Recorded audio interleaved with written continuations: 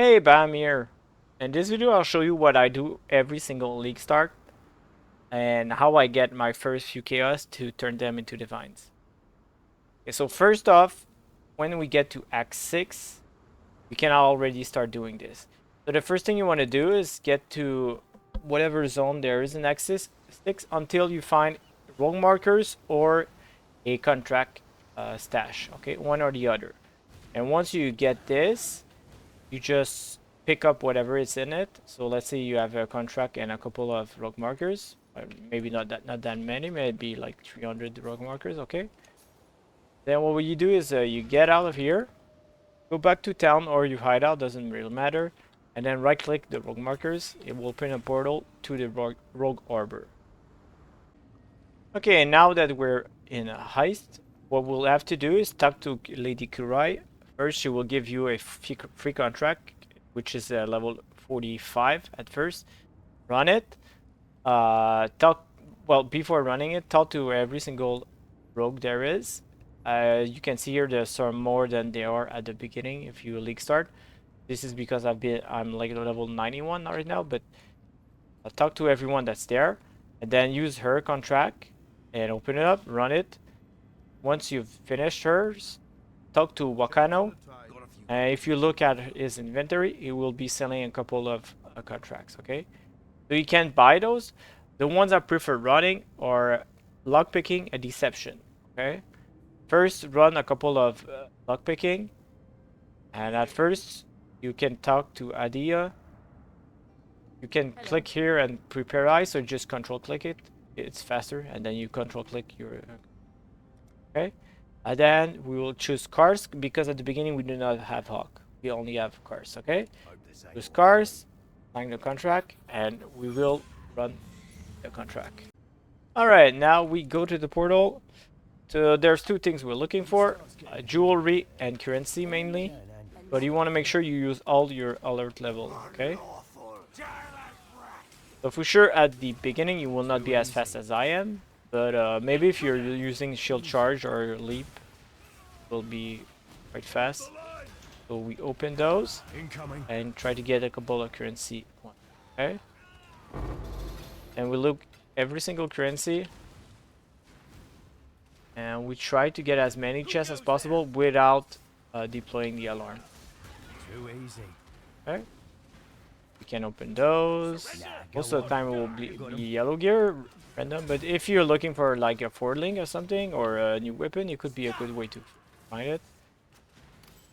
Now you can get every single piece of jewelry is worth picking up and identifying because maybe you get something good out of it. But yeah, so I said the big chests are what we're looking for. By the way, you can use V instead of just clicking the door. And yeah, whenever you mouse over a chest, it will tell you how much alert it will give you. Sometimes you get stupid things like this. If you look at it, converted blood cannot be inflicted on you. 4% increase damage, just straight up from the implicits, right? And then we got a bunch of stuff like for a claw build. This would be really good. As I said, like this contract is only level 62. This is something you can actually get. So imagine getting that on like the first few hours, let's say third hours of the league. It will happen if you do this. And you can sell it for whatever, because since no one has currency, you won't be able to sell it for like 4 or 5 divines, but maybe you sell it for 2 divines, or maybe for 40 chaos. Well, it's still 40 chaos on the third hours of the league, right? Alright, now you can open those safe. It's kind of like free chests. When they're there, they're not always there, but when they are.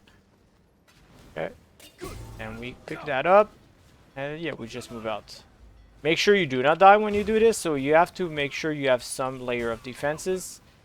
Try to get your resistance as high as possible, but again, it's a good way to make better gear, to find better gear when you're doing this. So you don't have to have the perfect gear to run this, especially if the contract is wide, so it doesn't have any modifier on the mobs.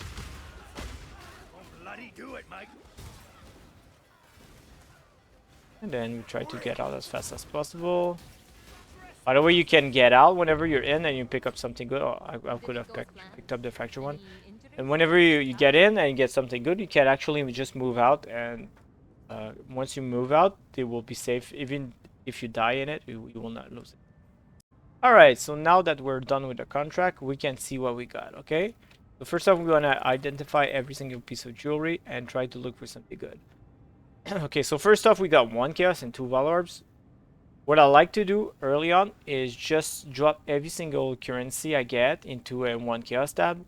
People will actually pay 1 to 2 chaos for like valor orbs or glass blower bubbles or fusing. Like maybe they pay two fusing for 1 chaos, something like that. So just drop them into 1 chaos tab. You can either use your currency tab or just a random chaos tab and just drop everything, right?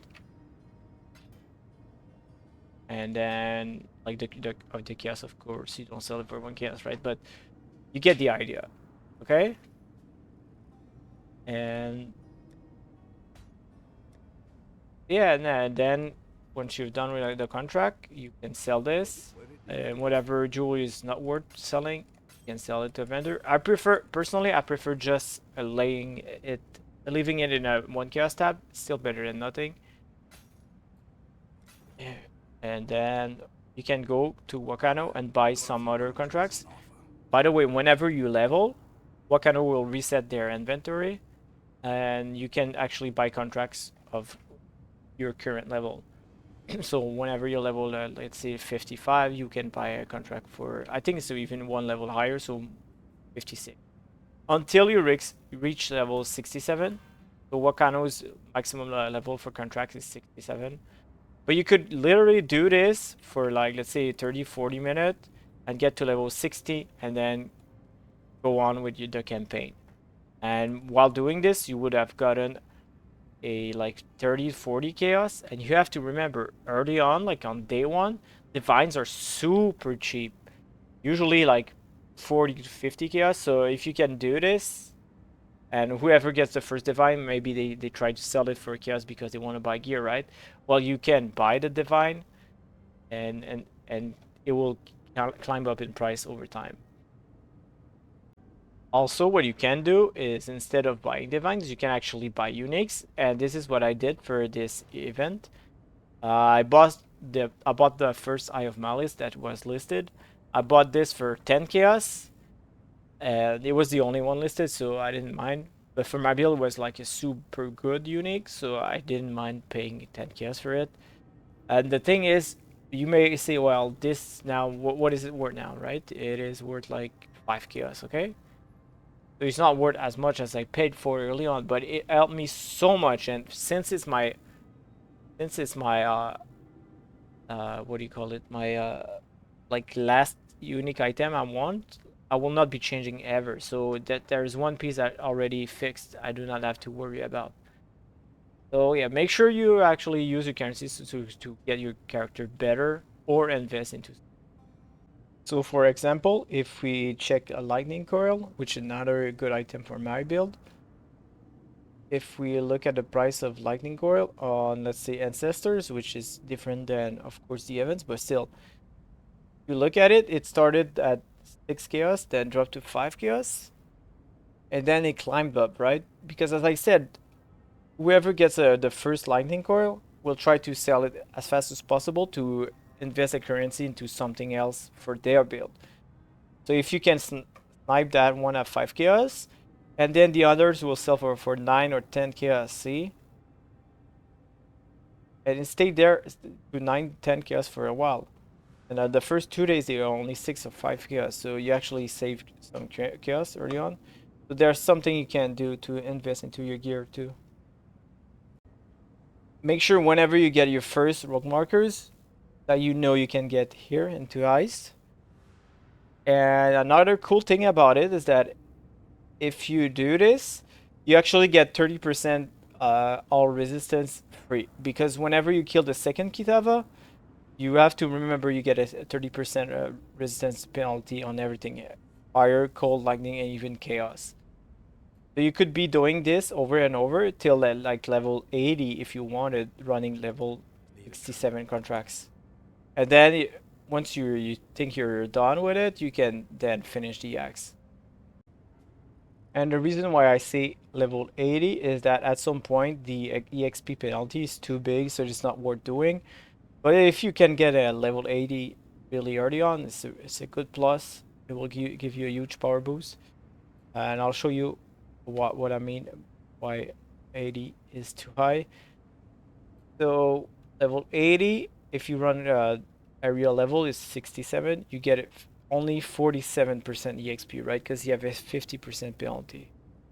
But if we lower the level, it's fine. Yeah, if you see at 66, 76, it start uh, losing UXP and then yeah, climbs up pretty fast. But this is something you could do till 80. Like 81 is too big of a penalty. You only get it only gets you 35%. Just remember it's a good way to level. If you don't want to be like running the axe and you get bored, you can actually get a ton currency early on and don't have to finish the axe as fast as possible. If this was helpful to you, make sure you subscribe to the channel. Also, if you want more tips on how to have a good league start, make sure you comment down here on the video. And as always, take care, guys.